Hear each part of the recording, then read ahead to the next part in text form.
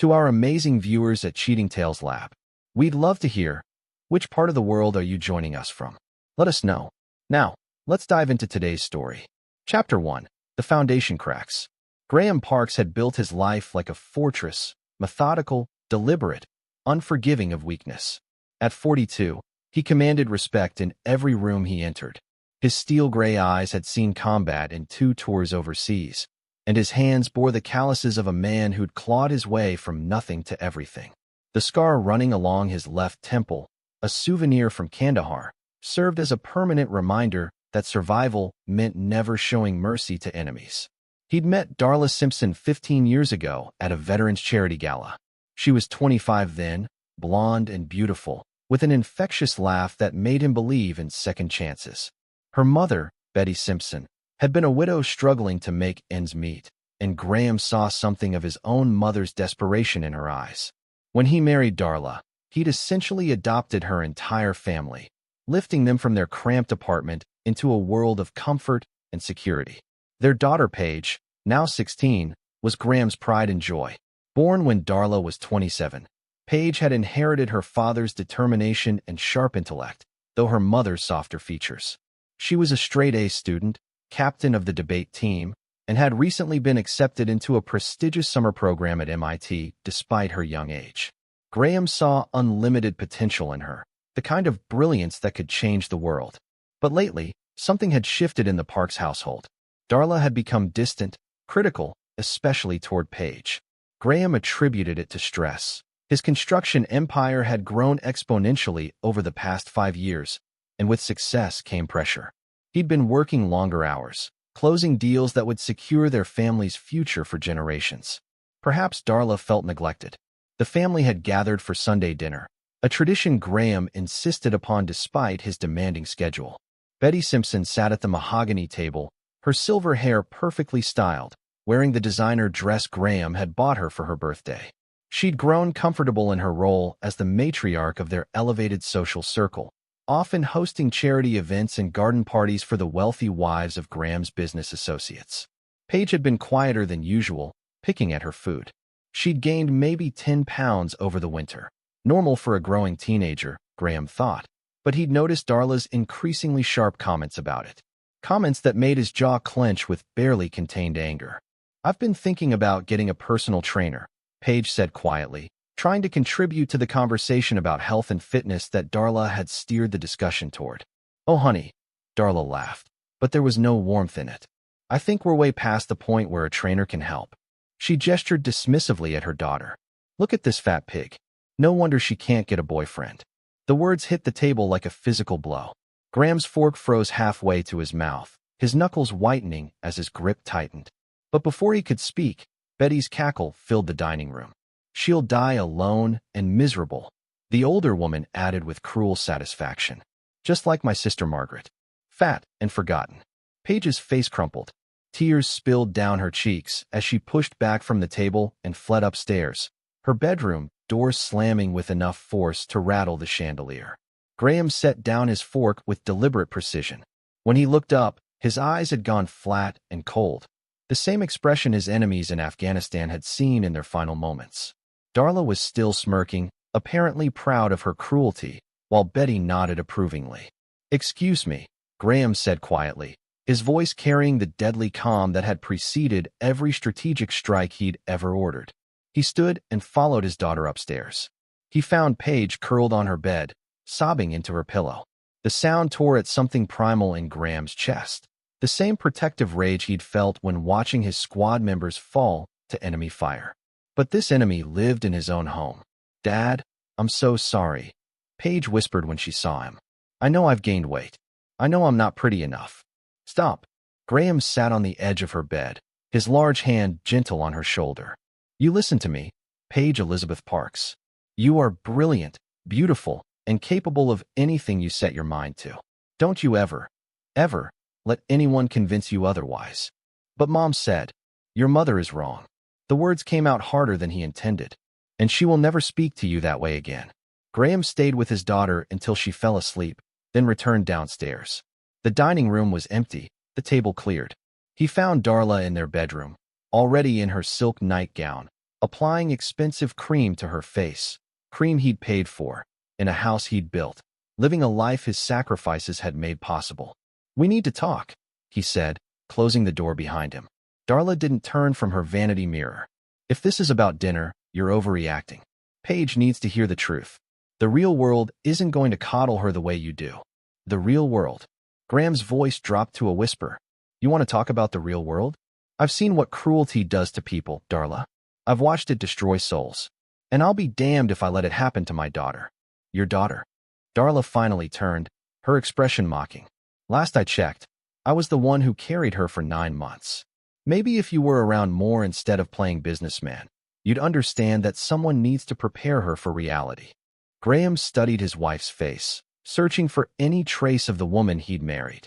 The woman who used to cry reading stories about abandoned animals, who'd insisted they donate Christmas presents to children's shelters every year. This cold, vindictive stranger wearing her face was someone else entirely. "Touch my daughter with your words like that again," Graham said quietly, "and you'll discover exactly how cruel the real world can be." He slept in the guest room that night, staring at the ceiling as pieces of a puzzle began forming in his mind. Darla's recent behavior, her sudden interest in fitness and appearance, her unexplained absences during his business trips, her phone calls that ended abruptly when he entered the room, the credit card statements showing purchases at restaurants he'd never been to, at times when she claimed to be at book club. Graham Parks had survived 2 combat tours by paying attention to details others missed, and the details were telling him a story he didn't want to believe. Chapter 2: Shadows and Revelations. The next morning, Graham made a decision that would have seemed paranoid to most people, but felt like basic survival protocol to a man trained in military intelligence. He contacted a private investigation firm, not the expensive, high-profile type that catered to suspicious spouses, but a smaller outfit run by former military contractors who understood the value of discretion and thoroughness. Marcus Webb had served under Graham in Afghanistan, a quiet specialist in surveillance and intelligence gathering. When Graham called, Marcus asked no questions, only requested a timeline and budget. Within 48 hours, Graham had a comprehensive surveillance package in place: GPS tracking on Darla's vehicle, monitoring of her electronic communications, and discreet physical surveillance during her daily activities. Meanwhile, life in the Parks household maintained its facade of normalcy. Darla continued her routine of charity luncheons and shopping trips, though Graham noticed she was more careful about her appearance than ever before. She'd started wearing perfume again, something she'd stopped doing years ago, and had recently bought several new lingerie sets that never appeared in their bedroom. Paige, meanwhile, had withdrawn into herself. She still excelled academically, but Graham could see the damage Darla's words had inflicted. His daughter, once confident and outgoing, now ate her meals in silence and avoided family gatherings whenever possible. The sight of her diminished spirit fed the cold anger growing in Graham's chest. Betty Simpson had moved into their guest house 2 years ago after selling her own home, another of Graham's generosities that now felt like a tactical error. She spent her days shopping with Darla's money and her evenings gossiping with other wealthy retirees at the country club Graham's membership fee supported. Her presence at Sunday dinner had become a source of constant tension, as she seemed to view cruelty toward Paige as entertainment. 5 days after implementing surveillance, Marcus called with preliminary findings. They met at a coffee shop downtown, 2 former soldiers sharing information with the clinical efficiency of a military briefing. "Your wife is having an affair," Marcus said without preamble, sliding a manila envelope across the table. "Guy named D'Angelo Lawson, 34, works as a personal trainer at that high-end gym across town, Elite Fitness. They've been meeting regularly for about 8 months." Graham opened the envelope, finding photographs that confirmed his worst suspicions. Darla and a tall, muscular black man entering hotel rooms together, kissing in restaurant parking lots. His wife's face showing more genuine happiness in these stolen moments than Graham had seen in years. "There's more," Marcus continued. "The mother-in-law knows. She's been covering for your wife, providing alibis, even arranging some of the meetups. They're not exactly careful about their communications."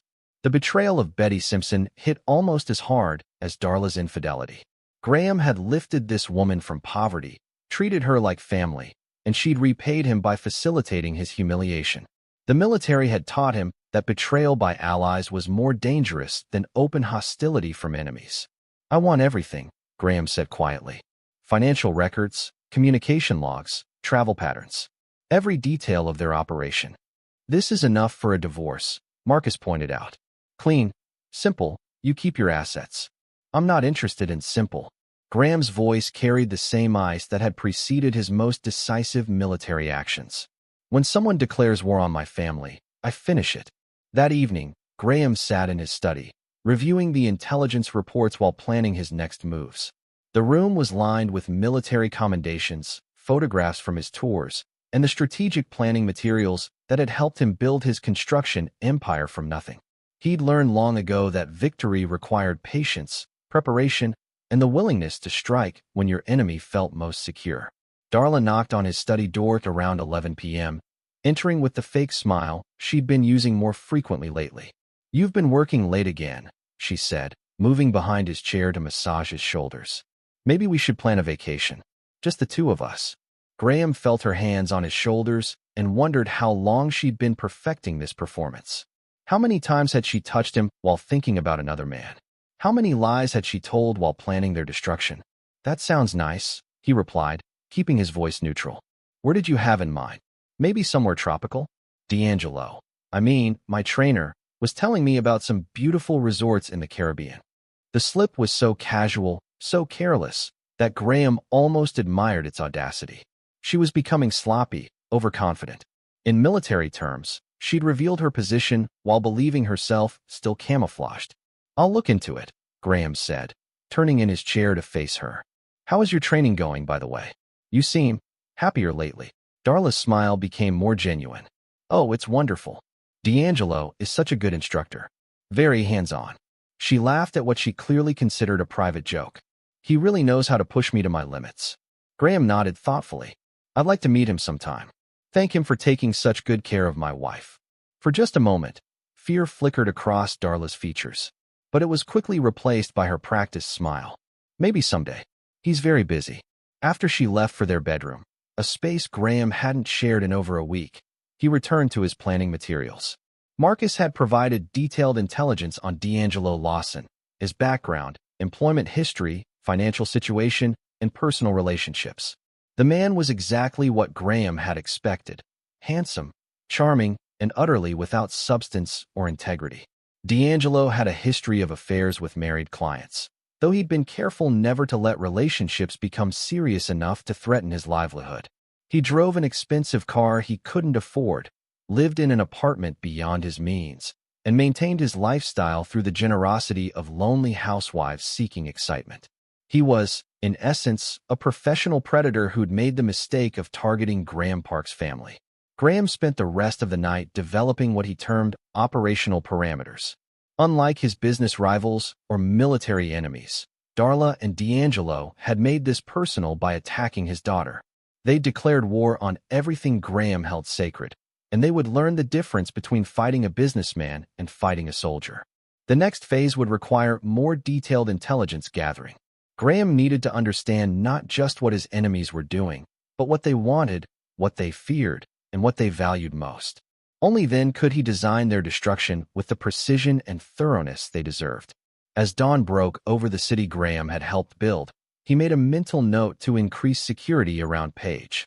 His daughter was the innocent victim in this war, and protecting her remained his primary objective. Everything else, including his own reputation, freedom, and future, was secondary to ensuring that his daughter emerged from this conflict stronger than before. The enemy had made their opening move with that cruel attack at Sunday dinner. Now it was Graham's turn, and he intended to make it decisive. Chapter 3: The Architect of Ruin. 3 weeks into his intelligence operation, Graham had assembled a comprehensive battle plan that would have impressed his former commanding officers. Every detail of Darla and D'Angelo's affair had been documented, cataloged, and analyzed for strategic value.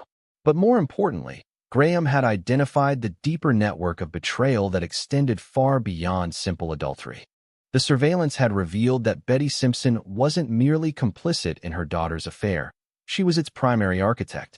Audio recordings captured her actively encouraging Darla to find happiness while you're still young and beautiful, and dismissing Graham as a meal ticket, nothing more. She'd been poisoning Darla against both Graham and Paige for months, viewing them as obstacles to her daughter's freedom. Even more damaging was the discovery that Darla had been systematically undermining Paige's self-esteem for over a year, not from some misguided attempt at motivation, but from genuine resentment.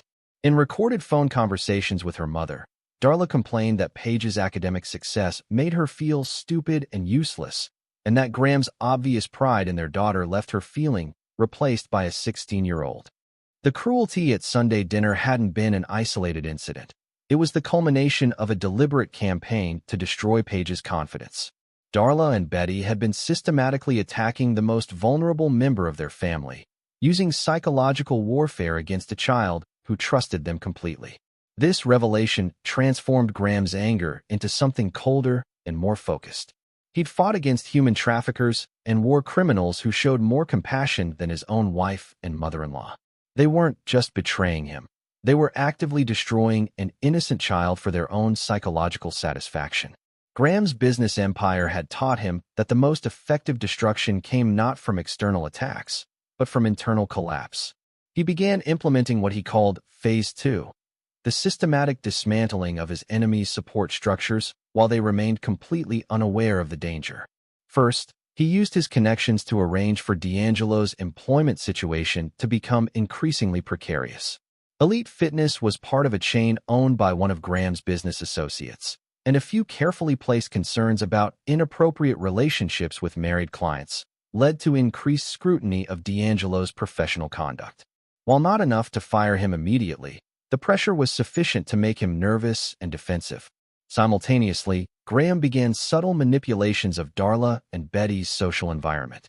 He started declining invitations to charity events and social gatherings where they'd built their reputations as the gracious family of a successful businessman.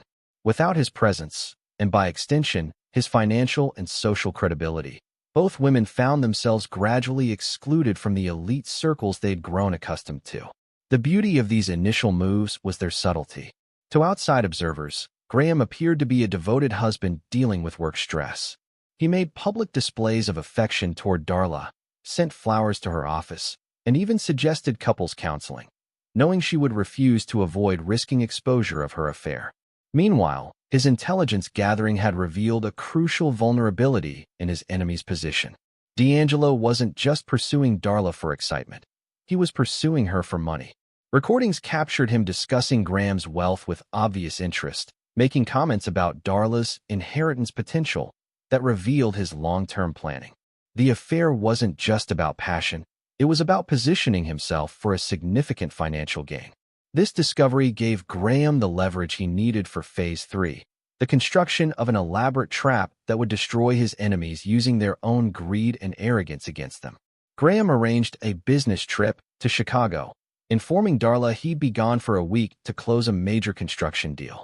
As expected, she immediately made plans to spend extended time with D'Angelo, even arranging for Betty to stay in their home to keep an eye on Paige, though the real purpose was clearly to provide cover for more extensive betrayal. Instead of traveling to Chicago, Graham checked into a hotel across town and implemented the final phase of his surveillance operation. He watched as Darla brought D'Angelo into their family home, the house Graham had built with his own hands, and allowed him to sleep in their marriage bed while Paige was upstairs doing homework. The level of disrespect was staggering. Not only were they flaunting their affair in the family home, but they were doing it while his daughter was present, adding another layer of psychological damage to their campaign against his child. But the most revealing intelligence came on the third night of his supposed absence. Graham watched through hidden cameras as Darla, D'Angelo, and Betty sat in his living room, drinking his wine and planning his destruction. "He's never going to divorce me," Darla said confidently. "He's too concerned about his reputation, and he'd never want Paige to go through a scandal. Plus, he's getting older," Betty added. "Men his age have heart attacks all the time, especially with all the stress he's under. And if something unfortunate happened, you'd inherit everything." D'Angelo's contribution was even more chilling. "I've been thinking about that fat little girl upstairs. She's going to be a problem when she gets older. Smart kids ask too many questions, notice too many things. Might be better if she went away to boarding school. Far away. Graham had heard enough. His enemies had revealed their complete strategy. They intended to isolate and eventually eliminate both him and Paige, keeping his wealth while destroying his family legacy. They weren't just betraying him. They were planning his murder and his daughter's exile. That night, Graham finalized his counterattack. Unlike his enemies, he wouldn't rely on accidents or coincidences. He would use their own weaknesses, desires, and fears to orchestrate their complete destruction in a way that left no doubt about the consequences of betraying Graham Parks. The war was about to begin in earnest, and Graham intended to demonstrate why professional soldiers always defeated amateur conspirators. His enemies had made the mistake of believing that kindness meant weakness, that generosity meant vulnerability. They were about to learn the difference between a man who chose to be gentle and a man who was incapable of being dangerous. Phase 4 would begin tomorrow, and when it was complete, everyone who had threatened his daughter would understand why Graham Parks had survived Afghanistan while so many others hadn't. Some lessons, he knew, could only be taught through overwhelming and decisive force. Chapter 4. The Trap Springs. Graham's return from his fake business trip was perfectly orchestrated theater. He arrived home in the afternoon, carrying flowers for Darla and a small gift for Paige, maintaining his role as the devoted family man even as he prepared for total war. Darla greeted him with enthusiastic affection that might have been convincing if he hadn't watched her in another man's arms just hours earlier. "I missed you so much," she said, embracing him with what Graham recognized as performance-level passion. "Chicago seems to have agreed with you. You look energized."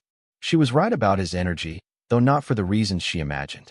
Graham felt the same focused intensity he'd experienced before major military operations. Every sense heightened, every detail crystal clear, every emotion channeled into strategic purpose. "The deal went better than expected," Graham replied, returning her embrace while mentally cataloging every lie she'd told during his absence. "I think we should celebrate. Maybe invite some friends over for dinner this weekend." Darla's enthusiasm dimmed slightly. Social gatherings meant exposure, witnesses, potential complications to her carefully constructed deception. "Oh, maybe we should keep it small. Family dinner. Just us." "Of course," Graham agreed. "Family is what matters most." That evening, Graham implemented the first active phase of his counterattack. Using his business connections, he arranged for Elite Fitness to receive an anonymous complaint about inappropriate conduct between staff and clients, specifically naming D'Angelo Lawson. The complaint was detailed enough to trigger an immediate investigation, though not so specific as to implicate Darla directly. The beauty of this approach was its plausible deniability. Even if D'Angelo suspected Graham's involvement, he couldn't prove it without revealing the affair, and doing so would destroy his own position at the gym. The complaint forced D'Angelo into a defensive posture, making him reactive rather than proactive in his relationship with Darla. Simultaneously, Graham began phase 2 of his social warfare campaign. He started making strategic appearances at charity events and business functions, but without Darla and Betty. When questioned about their absence, he expressed concern about family health issues that required their attention, creating an impression of instability without making specific accusations. The effect was immediate and devastating to both women's social standing. In their wealthy suburban community, reputation was currency, and Graham's apparent distancing from his wife and mother-in-law created immediate speculation about scandal. Invitations stopped arriving, phone calls went unreturned, and their carefully cultivated social network began treating them with polite but unmistakable distance. But Graham's most crucial move involved his daughter. He began spending more time with Paige, taking her to dinner, helping with her college applications, and most importantly, carefully documenting every cruel comment or action directed toward her by Darla and Betty. He installed discreet recording devices throughout their home, creating an extensive archive of psychological abuse that would prove devastating in any legal proceeding. The recordings revealed the true scope of their cruelty. Darla regularly told Paige she was lucky to have Graham's money supporting her because no one else would want to take care of someone like you. Betty was even worse, making comments about Paige's appearance, intelligence, and future prospects that would have been considered psychological torture in a military context. Most damaging was a conversation between Darla and Betty that Graham recorded while they believed he and Paige were both out of the house. "She's becoming a real problem," Darla said, referring to their daughter. "Graham thinks she's some kind of genius, but all I see is a fat, awkward girl who makes me look bad. Smart girls are the worst," Betty agreed. "They ask too many questions, notice too much. Mark my words, that little bitch is going to ruin everything if we don't do something about it. What do you suggest? Boarding school? Far away. Let her be someone else's problem while we enjoy our lives." Graham listened to this conversation from his car, parked outside their home, and felt something break inside his chest. These women weren't just betraying him. They were plotting to exile his daughter, the one truly innocent person in their family. The casual cruelty in their voices as they discussed destroying a child's life confirmed everything Graham needed to know about their true nature. That night, he made a decision that crossed several legal and moral boundaries, but felt completely justified given the threat to his daughter. Graham contacted Marcus Webb and authorized the implementation of extreme measures in their intelligence operation. This included penetrating D'Angelo's personal communications, accessing financial records, and conducting surveillance that would be considered illegal if discovered. The expanded investigation revealed information that transformed Graham's entire strategy. D'Angelo hadn't just targeted Darla. He was running a sophisticated operation involving multiple married women, carefully managing several affairs simultaneously while extracting maximum financial benefit from each relationship. He had detailed files on his clients, including financial assessments, psychological profiles, and strategic plans for long-term exploitation. More importantly, the investigation revealed that D'Angelo had been recording his intimate encounters with his married clients, including Darla. The recordings weren't for blackmail. They were for entertainment, shared with a network of other predators who specialized in exploiting wealthy, lonely housewives. Darla's private moments, her most vulnerable confessions, her betrayal of her husband and daughter, all of it was being shared and laughed about by strangers. This discovery gave Graham the final piece of his revenge puzzle. Darla thought she was having a passionate affair with a man who valued her for herself. In reality, she was being exploited by a professional predator who viewed her as nothing more than entertainment and income. The humiliation of this revelation would be devastating, but Graham intended to make it far worse. He also discovered that Betty Simpson had been stealing from him for months, using credit cards he'd provided for emergencies to fund gambling activities at local casinos. She'd accumulated over $30,000 in debt, while presenting herself as the respectable widow he'd generously supported. Her gratitude had been as fake as everything else about his extended family. Armed with this comprehensive intelligence, Graham began planning what he termed the convergence, a single coordinated strike that would expose every betrayal, destroy every deception, and eliminate every threat to his daughter's well-being. Unlike his enemies, who relied on lies and manipulation, Graham would use truth as his weapon. Sometimes, he knew, the most devastating revenge was simply revealing people exactly as they truly were. The weekend family dinner that Darla had suggested would become the stage for their destruction. Graham would invite witnesses, create permanent records, and ensure that when the truth emerged, there would be no possibility of denial, negotiation, or escape. His enemies had spent months constructing an elaborate deception. Now Graham would demonstrate what happened when a military strategist decided to wage war against amateur conspirators who had underestimated both his capabilities and his commitment to protecting his child. Chapter 5: Gathering Storm. Graham spent the next week implementing what military strategists call battlefield preparation, arranging every element needed for decisive victory while maintaining the appearance of normal operations. His enemies remained completely unaware that their every move was being monitored, recorded, and used against them in an elaborate trap of their own construction.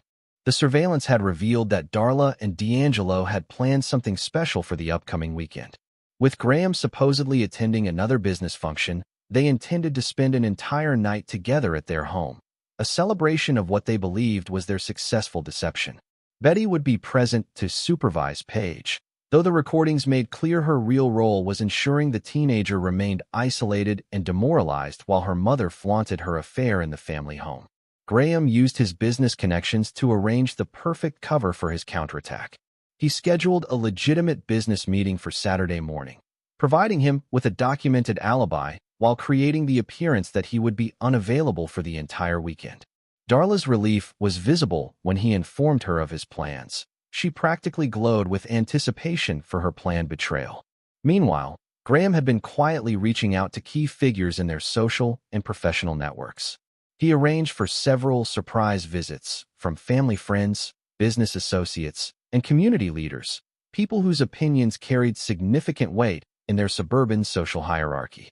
These individuals were invited to stop by for informal visits during times when Graham knew Darla and D'Angelo would be together, creating multiple opportunities for exposure and humiliation. The most crucial element of Graham's plan involved his daughter. Paige had been increasingly withdrawn, clearly suffering under the constant psychological abuse from her mother and grandmother. Graham needed to protect her from the coming confrontation while ensuring she understood that none of their family's destruction was her fault. He arranged for Paige to spend the weekend with her best friend's family, ostensibly to work on a science project, but actually to keep her away from the battlefield. Before she left, Graham had a conversation with his daughter that served multiple purposes. "Paige, I want you to know that whatever happens in the next few days, you are the most important thing in my life," he told her as they sat in his study. "You're brilliant, beautiful, and capable of anything you choose to pursue.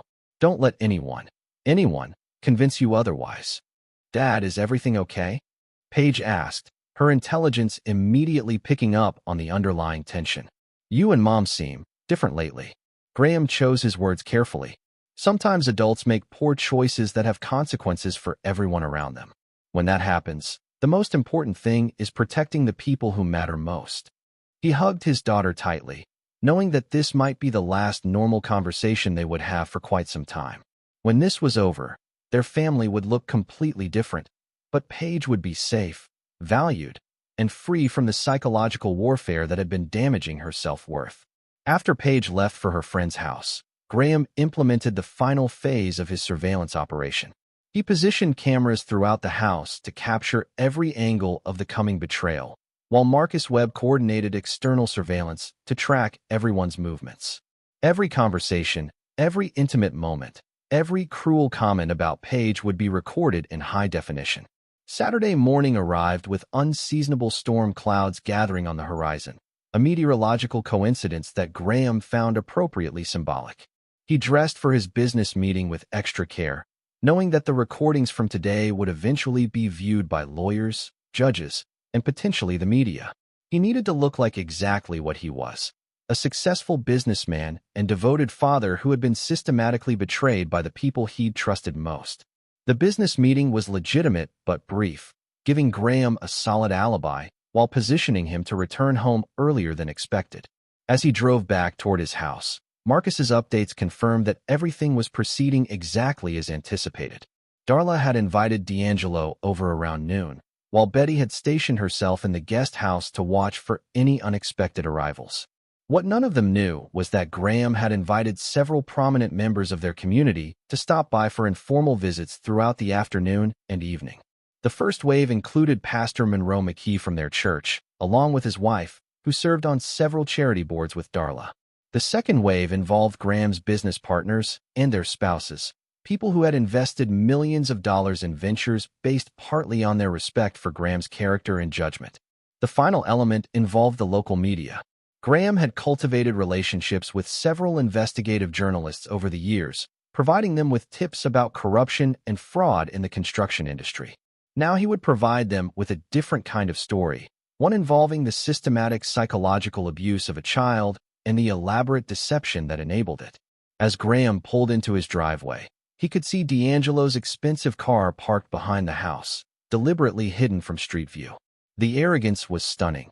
They were so confident in their deception that they'd grown careless about concealment. Through the window, he could see movement in his living room, his wife and her lover making themselves comfortable in the home he'd built with his own labor and sacrifice. Graham sat in his car for a moment, feeling the same calm focus he'd experienced before major combat operations. Everything was in place, every contingency planned, every escape route closed. His enemies had constructed their own destruction through their choices, their cruelty, and their underestimation of the man they'd betrayed. The storm clouds overhead began releasing the first drops of rain as Graham walked toward his front door, keys in hand. In military terms, this was the moment when careful planning gave way to decisive action. Everything that happened next would determine not just his own future, but his daughter's safety and well-being. As he reached for the door handle, Graham allowed himself one final moment of reflection on the man he'd been before this betrayal. Generous, trusting, willing to believe the best of people he loved.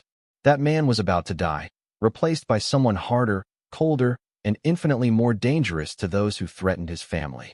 The war was about to begin, and Graham Parks intended to win it decisively. Chapter 6: The Reckoning Unleashed. Graham opened his front door with deliberate casualness, calling out, "I'm home," as if returning from any ordinary business meeting. The sounds from his living room, conversation, laughter, the clink of wine glasses, stopped abruptly. He could hear urgent whispers, the scramble of movement, the panic of people caught in a compromising position. "Just a minute," Darla called back, her voice strained with forced cheerfulness. "I wasn't expecting you so early." Graham hung his coat in the front closet, taking his time, allowing the fear to build. Through the hidden cameras, he could watch D'Angelo frantically gathering his clothes while Darla attempted to straighten the living room and remove any evidence of their afternoon activities. The panic was beautiful to observe, predators discovering they'd walked into a hunter's trap.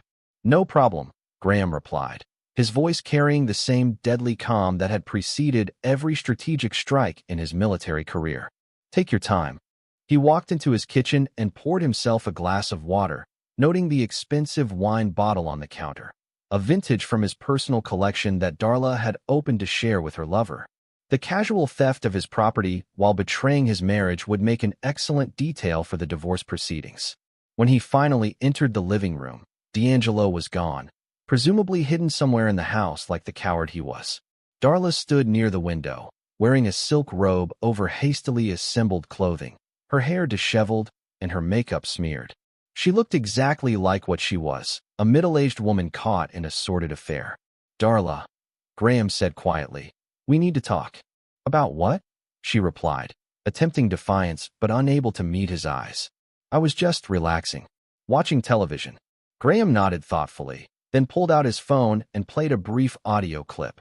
Darla's voice, recorded that morning, telling D'Angelo how much she enjoyed finally having a real man in their bed.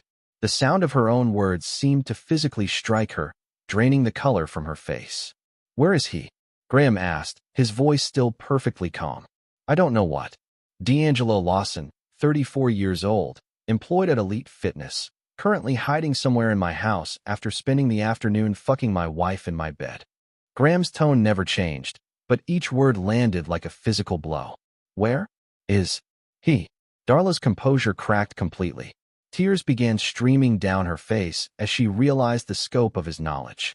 "Graham, please, I can explain." "No explanation necessary," Graham interrupted.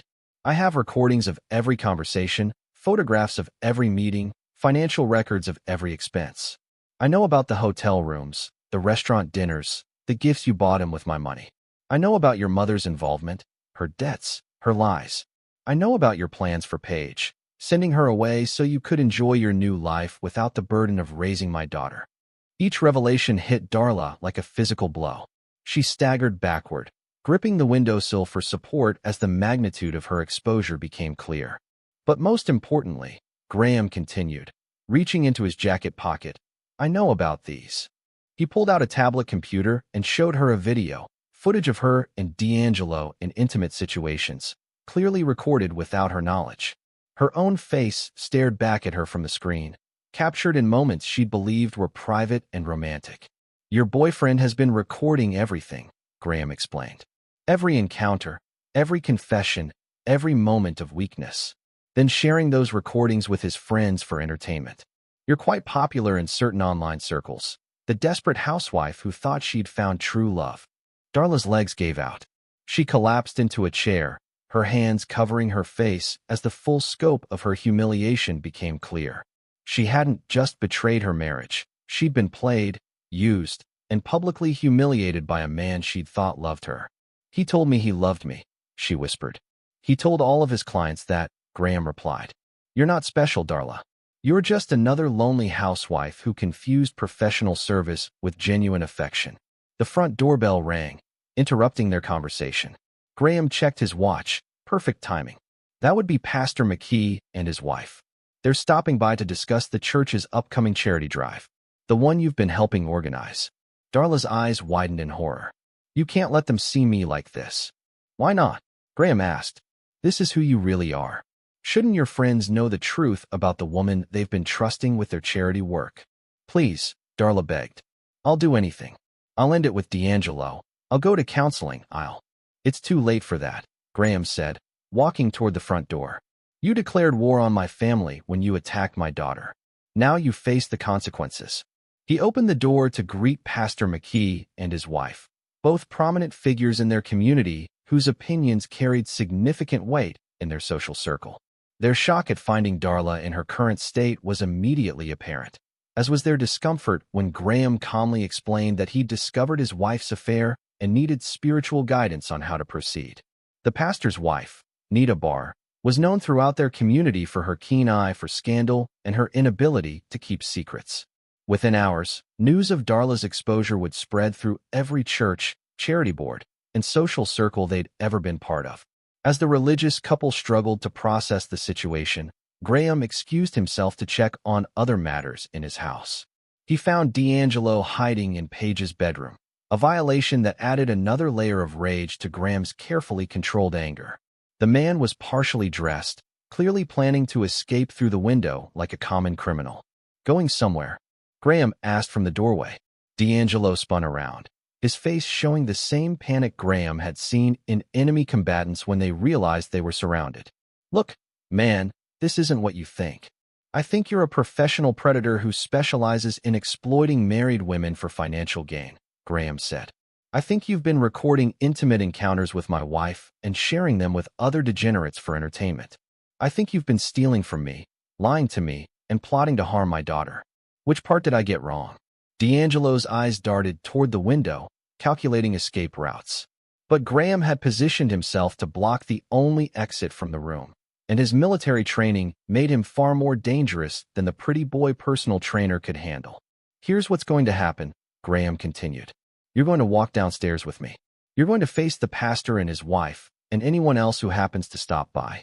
You're going to answer their questions honestly. And then you're going to leave my house and never contact my wife again." "And if I refuse?" Graham smiled for the first time since entering the house, a cold, predatory expression that made D'Angelo step backward involuntarily. "Then you'll discover why I survived 2 combat tours while so many other people didn't." The threat was clear, and D'Angelo was smart enough to recognize genuine danger when he saw it. He finished dressing and walked downstairs with Graham, where the growing crowd of community leaders waited with expressions ranging from shock to disgust. Graham's revenge was just beginning, but the foundation was already set. His enemies had been exposed, humiliated, and marked for social destruction. Everything that followed would be merely the systematic completion of their defeat. Chapter 7. The Empire Falls. By Sunday evening, the destruction of Darla and D'Angelo's reputations was complete and irreversible. Graham had orchestrated their exposure with military precision, ensuring that every key figure in their social and professional networks witnessed their humiliation firsthand. Pastor McKee's wife had indeed spread the news exactly as Graham anticipated, but she was just one voice in a carefully orchestrated chorus of revelation. The afternoon had brought a steady stream of unexpected visitors to the park's home. Graham's business partners arrived to find D'Angelo hiding in a teenager's bedroom, while Darla sat sobbing in her robe, surrounded by evidence of her affair. The president of the charity board discovered the woman she'd trusted with fundraising duties drinking wine with her lover in the middle of the day while her daughter was away. The school administrators who had praised Darla as Mother of the Year found her in a state that made mockery of every family value they championed. Each revelation was documented, photographed, and recorded for posterity. Graham maintained his role as the devastated but dignified husband throughout, accepting sympathy and support from their community while quietly ensuring that every detail of his family's betrayal became public knowledge. D'Angelo had attempted to salvage his position by claiming the affair was just physical and that Darla had seduced him, but Graham's revelation of the recorded encounters destroyed any sympathy he might have garnered. When the community leaders realized that this man had been secretly filming intimate moments with local women, their disgust turned to fury. By evening, word had reached elite fitness management, and D'Angelo found himself immediately terminated and facing potential criminal charges for his recording activities. But Graham's most devastating blow came when he revealed the financial component of the affair. Using bank records and credit card statements, he demonstrated how Darla had been funding expensive gifts, hotel rooms, and restaurant dinners for her lover, using money meant for household expenses and their daughter's education. The theft was significant enough to warrant criminal charges, and Graham made it clear he intended to pursue every legal option available. Betty Simpson's involvement had been equally explosive. When confronted with evidence of her gambling debts, her theft, and her role in facilitating the affair, the older woman had attempted to blame everyone except herself. Her claim that she was only trying to help Darla find happiness fell flat when Graham played recordings of her encouraging cruelty toward Paige and discussing plans to send the teenager away to boarding school. The community's reaction to Betty's behavior was particularly harsh. She'd positioned herself as a respectable widow grateful for her son-in-law's generosity, but the recordings revealed her true nature, a bitter, vindictive woman who resented the family that had lifted her from poverty and viewed their kindness as weakness to be exploited. By Monday morning, both women found themselves completely isolated. The charity boards asked for their resignations, the church committee removed them from all positions, and their social circle treated them like pariahs. Darla's attempts to explain or apologize were met with cold rejection from people who had once considered her a friend. Graham, meanwhile, maintained his position as the wronged husband deserving of sympathy and support. His careful documentation of their psychological abuse toward Paige had generated particular outrage among the community's parents, who viewed attacks on children as unforgivable regardless of the circumstances. The legal proceedings moved with devastating efficiency. Graham's lawyers, armed with comprehensive evidence of adultery, theft, and child psychological abuse, filed for divorce with terms that would leave Darla virtually penniless. The prenuptial agreement she'd signed years earlier, back when she thought such documents were unromantic, protected Graham's assets while her documented theft voided any claim to spousal support. More importantly for Graham's long-term goals, the evidence of systematic abuse toward Paige guaranteed him full custody of his daughter. The recordings of Darla and Betty discussing plans to send Paige away, combined with documented evidence of their cruel treatment, painted a picture of psychological warfare against a minor that no judge would ignore. D'Angelo's situation had deteriorated even further. His termination from elite fitness was followed by eviction from his expensive apartment when his source of income disappeared. Worse, several of his other clients had been identified through Graham's investigation, and their angry husbands were pursuing both civil and criminal charges. The man who had once lived luxuriously off the generosity of lonely housewives now faced financial ruin, legal troubles, and social ostracism. But Graham's revenge extended beyond mere exposure and legal consequences.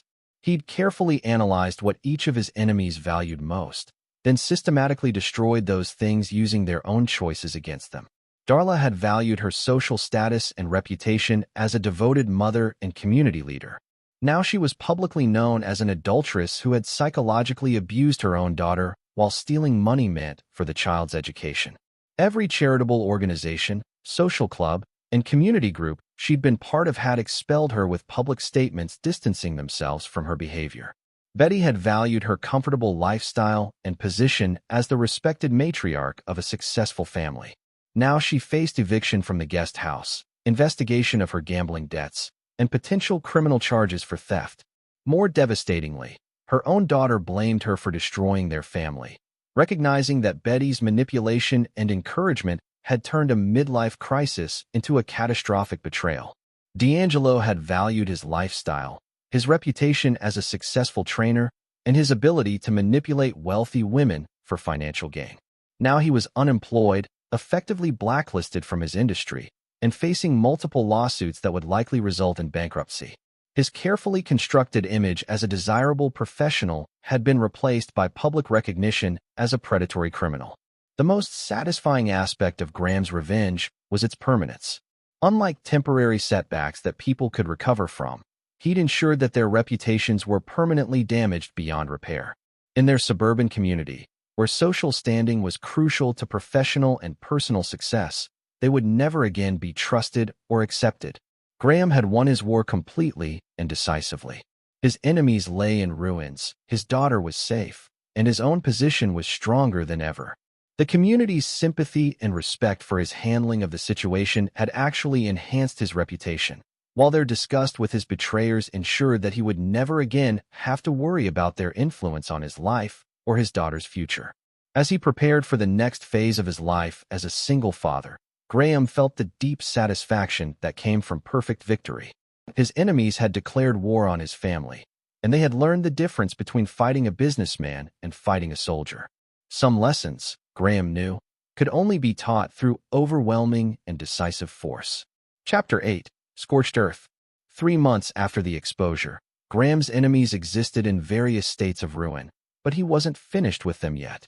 Military strategy had taught him that incomplete victories often led to future threats, and he intended to ensure that Darla, Betty, and D'Angelo would never again possess the resources or connections to threaten his daughter's well-being. Darla had moved into a cramped apartment across town, working a minimum-wage job at a department store after her attempts to find professional employment were repeatedly sabotaged by her reputation. Graham's network of business associates had quietly ensured that no respectable company would hire the woman who had stolen from her own family and abused her daughter. Every job application was met with polite rejection. Every interview ended with vague promises that never materialized. The divorce proceedings had stripped her of access to their shared assets, leaving her with only a modest settlement that barely covered basic living expenses. The expensive lifestyle she'd grown accustomed to, designer clothes, spa treatments, luxury car, had vanished along with her social standing. She'd been forced to sell her jewelry and personal belongings just to afford rent on her new apartment. But Graham's most devastating blow came through his manipulation of her relationship with Paige. Rather than forbidding contact between mother and daughter, he'd simply ensured that Paige had access to all the recordings and evidence of Darla's betrayal. When his daughter heard her mother's voice dismissing her as fat and worthless and discussing plans to send her away, Paige made her own decision to sever contact. "I don't have a mother anymore," Paige had told Graham with cold finality that reminded him of his own capacity for decisive judgment. "I have someone who gave birth to me, but that's not the same thing." Darla's desperate attempts to reconcile with her daughter were met with complete rejection. Paige refused phone calls, returned letters unopened, and declined all requests for meetings. The psychological connection between mother and daughter, the relationship Darla might have used to rebuild her life, was irreparably severed by her own documented cruelty. Betty Simpson's situation was even more desperate. At 68, with no income and substantial debts, she'd been forced to move into a low-income senior housing facility after Graham evicted her from the guest house. Her attempts to maintain her gambling habit had led to increasingly dangerous situations as she borrowed money from predatory lenders who didn't share Graham's patience with delinquent payments. Graham had carefully orchestrated her financial destruction by simultaneously cutting off her access to credit and exposing her debts to collection agencies. The comfortable retirement he'd provided was replaced by the harsh reality of poverty in old age, surrounded by strangers who had no interest in her former social status or community connections. More cruelly, Graham had ensured that Betty's own daughter blamed her for their family's destruction. Darla, facing her own ruin, had turned on her mother with vicious resentment, recognizing that Betty's manipulation and encouragement had transformed a midlife crisis into total catastrophe. The two women who had conspired against Paige now spent their time in mutual recrimination, each blaming the other for their shared downfall. D'Angelo's destruction had been particularly satisfying to orchestrate. The criminal charges related to his recording activities had resulted in a conviction that made him a registered sex offender, effectively ending his career in the fitness industry. His attempts to find work in other fields were consistently thwarted by Graham's network of business associates, who ensured that background checks revealed not just his criminal record, but also his history of exploiting married women. The civil lawsuits from his other victims had forced D'Angelo into bankruptcy, while the social stigma of his conviction left him isolated and unemployable. Graham had learned that the man now worked at a warehouse loading dock, barely earning enough to cover rent on a studio apartment in the city's worst neighborhood. The transformation from luxury apartment and expensive car to poverty and social ostracism was complete. But Graham's most sophisticated revenge involved turning D'Angelo's own predatory nature against him. Using carefully planned manipulation, Graham had arranged for D'Angelo to be approached by what appeared to be another wealthy, lonely housewife seeking companionship. In reality, the woman was an undercover investigator working for one of his previous victims' divorce attorneys. When D'Angelo attempted to seduce and exploit this new target, his actions were documented and used to violate the terms of his probation. The resulting legal troubles had led to additional jail time and further restrictions on his freedom. Every attempt he made to rebuild his life was systematically undermined by consequences of his own predatory behavior. Graham's network had also ensured that D'Angelo's family became aware of his activities. His mother, a religious woman who had been proud of her son's apparent success, now refused to speak with him after learning about his treatment of married women and his recording activities. His siblings had cut contact, and his former friends avoided him to protect their own reputations. The isolation was complete and permanent. D'Angelo, who had once manipulated women by exploiting their need for emotional connection, now found himself utterly alone, abandoned by everyone who had once cared about him. Throughout this systematic destruction of his enemies, Graham had maintained his role as the devoted father focused on rebuilding his life with Paige. Their relationship had grown stronger through the crisis, as she'd witnessed firsthand his unwavering commitment to protecting her from those who wished her harm. Paige had thrived under Graham's exclusive attention and support. Her grades improved, her confidence returned, and her college prospects brightened considerably. The MIT summer program had led to early admission offers from several prestigious universities, and Graham took pride in knowing that his daughter's brilliant future was no longer threatened by those who had viewed her success as an obstacle to their own selfish desires. The community's perception of Graham had, if anything, improved through the crisis. His dignified handling of his family's betrayal, combined with his obvious devotion to his daughter's well-being, had enhanced his reputation as a man of character and principle. Business opportunities increased as other successful men sought to associate with someone who had demonstrated such loyalty to family values. But Graham's most important victory was the knowledge that his enemies would never again possess the resources, connections, or credibility to threaten his daughter. They existed now in permanent exile from the life they'd once shared, marked and isolated by their own choices.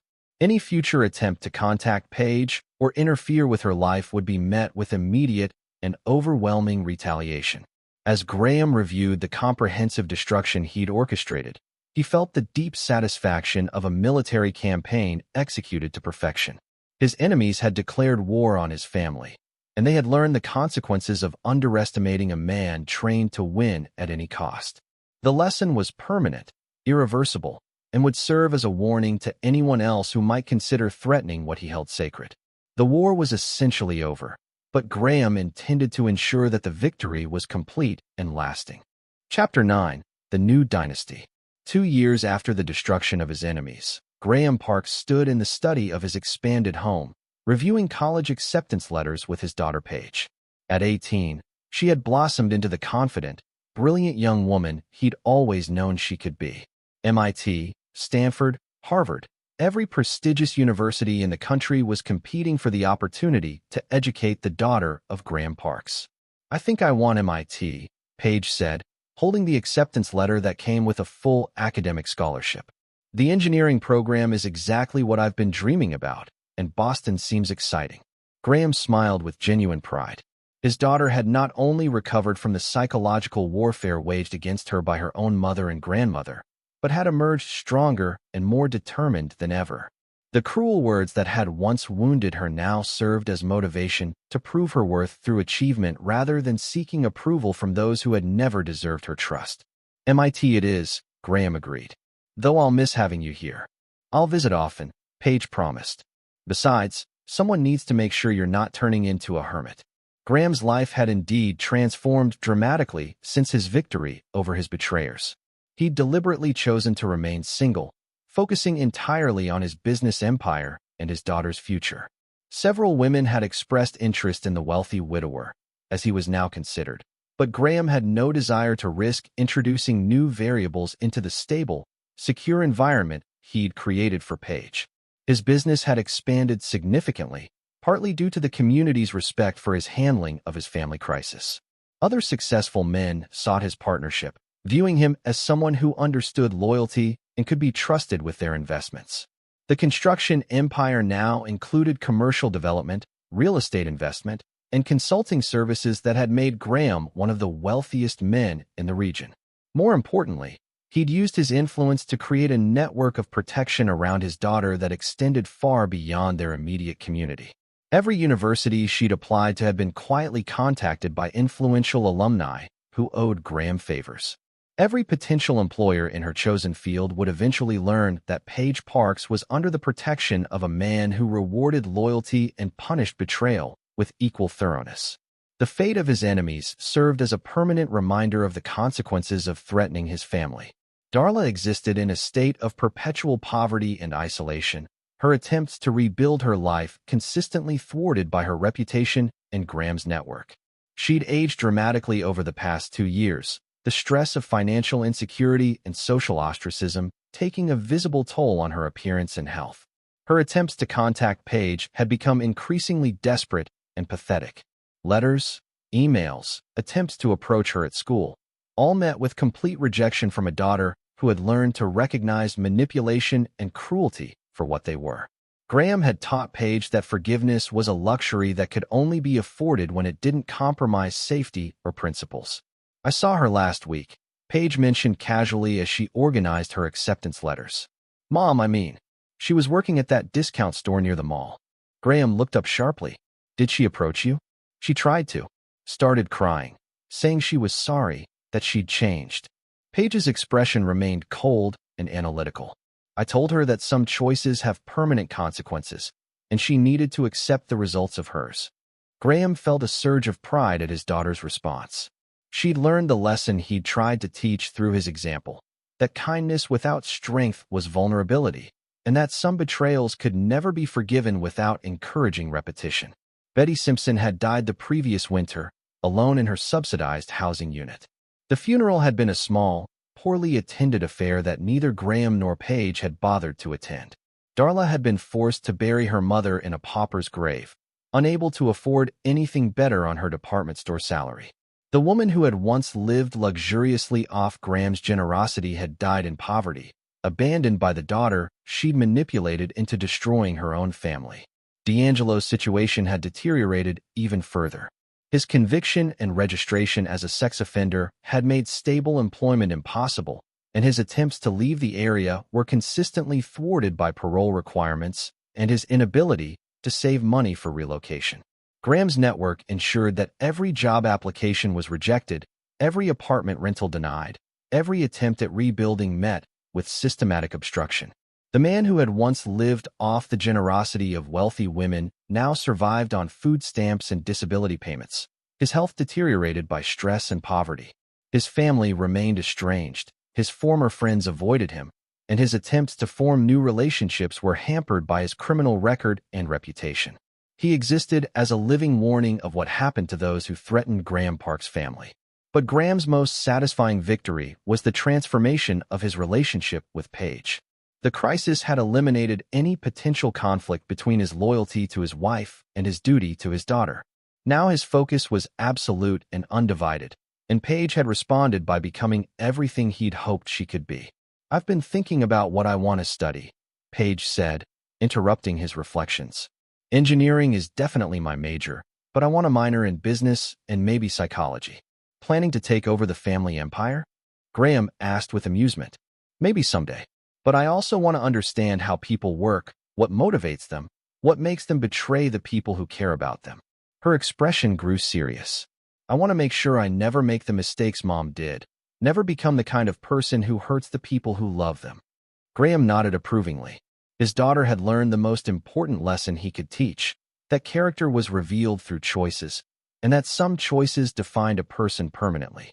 She would enter adulthood with clear understanding of loyalty, consequence, and the value of protecting those who deserve protection. As evening fell over their home, Graham felt the deep satisfaction that came from complete victory. His enemies were destroyed, his daughter was thriving, and his legacy was secure. The park's name would continue through Page's achievements, while those who had betrayed them were forgotten or remembered only as cautionary tales. He'd learned that mercy was a luxury that could only be afforded from a position of absolute strength, and that some betrayals required total destruction to prevent repetition. His daughter would never again face threats from those who should have protected her, and any future enemies would understand the consequences of underestimating the man who had survived war, built an empire, and protected his family through overwhelming force. The war was over, decisively won, and the new dynasty he'd built with his daughter would endure long after the names of his betrayers were forgotten. Some lessons, Graham knew, could only be taught through complete and permanent victory. This is where our story comes to an end. Share your thoughts in the comments section. Thanks for your time. If you enjoy this story, please subscribe to this channel. Click on the video you see on the screen, and I will see you there.